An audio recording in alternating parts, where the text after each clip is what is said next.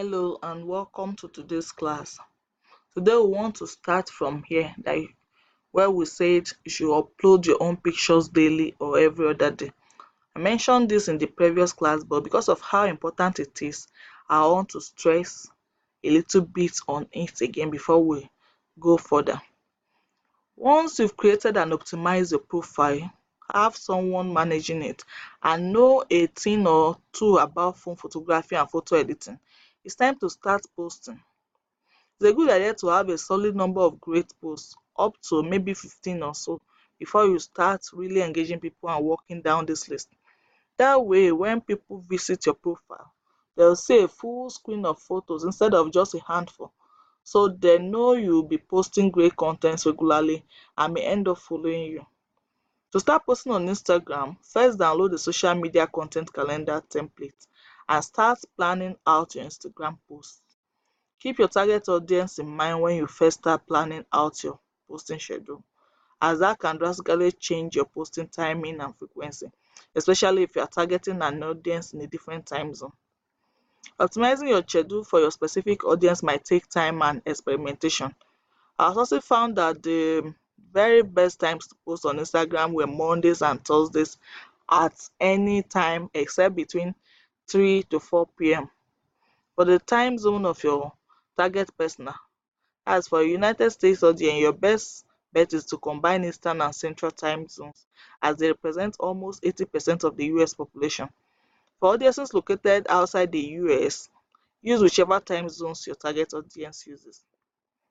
However, because Instagram is primarily an app for use on mobile devices, users tend to use the network all the time, anytime, although many users engage with content more during off work hours than during the workday. Some businesses have also seen successes with posting at 2 a.m., 5 p.m., and Wednesdays at 7 p.m. Experiment with this to see if they work with your audience. Now, talk about you curate some of your content. Create a system where you can curate photos and content from other members of your team. There are a few ways to do this. One is to create a specific email address for employees to send their photos, short videos, memes, hyperlapses, and so on. Just encourage people to put a subject line on this email so they can more easily sort through the photos they are sending. While this doesn't seem like the smoothest way to curate photos, it's actually the easiest for the people sending you photos. And the easier you can make it for them to send content, the more content you get. If your team shares a Box or Dropbox account, you could also create a share folder where people can automatically drop their photos and videos.